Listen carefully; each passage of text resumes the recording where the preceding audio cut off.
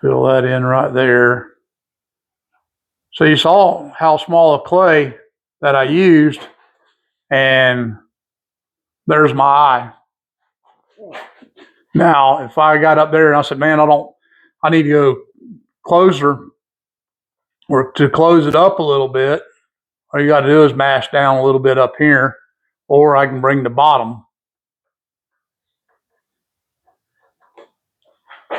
And see what I was saying, and when you see how this is kind of like a void, all right?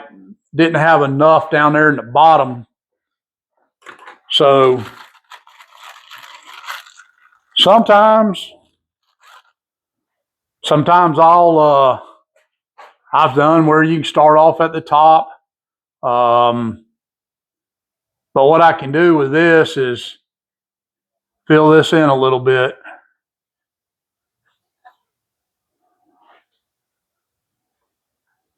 So I don't have that when I lay my clay up there, I don't have that void to fill.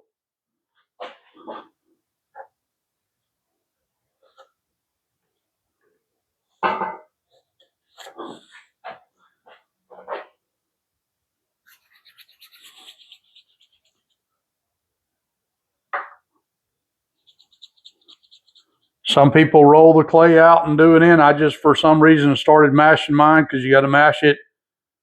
You got to mash it. And then another thing you can do is squeeze tighter here, so when you put it up there, it's not as thick. You want that as kind of thin as possible.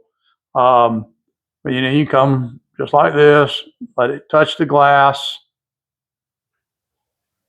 get like that, pinch it off there in the back if you want to do it that way. And see, that just kind of tightened my eye up a little bit. It's not as open.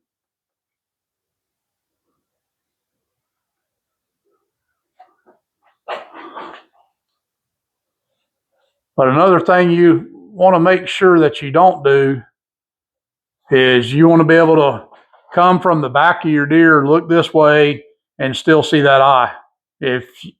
If you do your back corner too much and you can't see that eye, the deer can see behind him.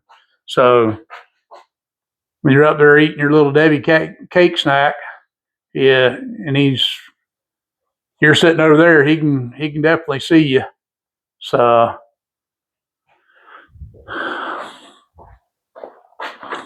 now, if this was like real clay, real critter clay, I could really shape this stuff, but this reusable clay is really hard to kind of get a really smoking hot that defined eye. But it's good because you can sit here and you don't like it.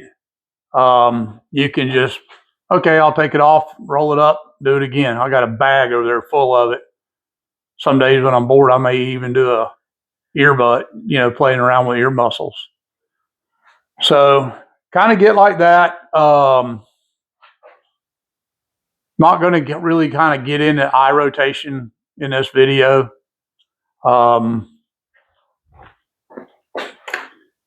Just know that if a deer's looking forward, okay, and he's looking that way, and he's got them eyes pulled in that way, you can and might if you use a white banded eye, you're going to have some white in the back on both eyes, and that's fine. Somebody mentioned something in one of my videos the other day, and they obviously don't know what they're talking about. What I did there is I just put a little bit of clay because I want that chronicle to lay in there. When you're looking from the front of the deer, you should not see that. So if I can see that chronicle from the front, then it's out too far. But and then from this point here, if I really like the eye and like the shape of it and everything like that, then that's when I'm going to start doing the rest of my clay work. Some people do it,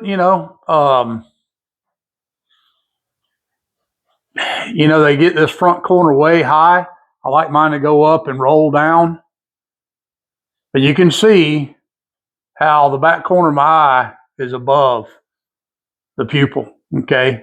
You got here, it's up just a little bit.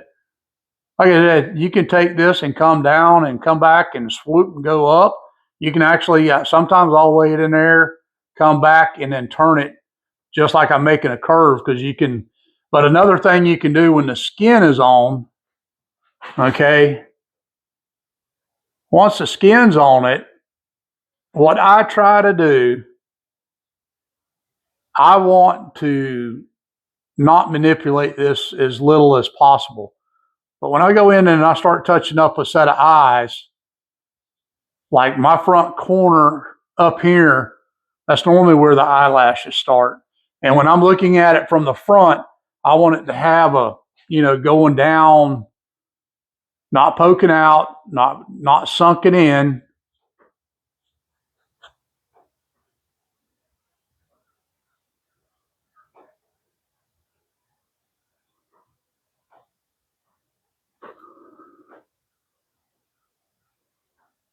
Very, very little clay to do this. All right. Another trick that you can do is, say you have it like that, you get your skin on it, and you get your skin tucked, and once you don't want to have to manhandle this skin. You want a nice little tucking groove, get your skin in it, and then just start mashing this back to the glass. You can take a Q-tip and go back here to this back corner and push that skin, and I can make a nice little rounded spot in the back if that's what I wanted to do. So there's a lot of different things you can do. Just remember, a nice relaxed eye, the deer's just kind of cruising, whatever. But if you throw him up and you make the deer alert, you might need to have this round in the back, and then you need that eye really open because he's alert and he's looking at something ahead of him or whatever. And there's a lot of things you can do, but that's kind of the basic.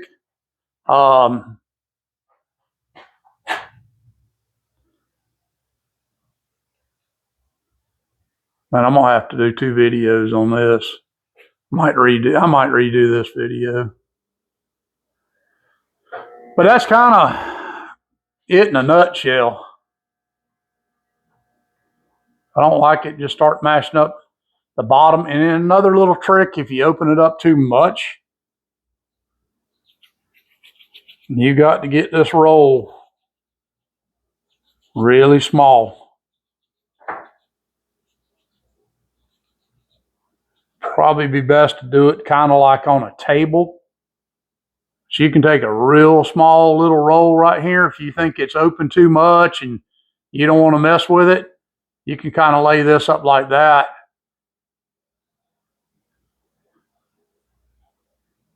I've done a few like this, and it'll close that up. Oh, let's see.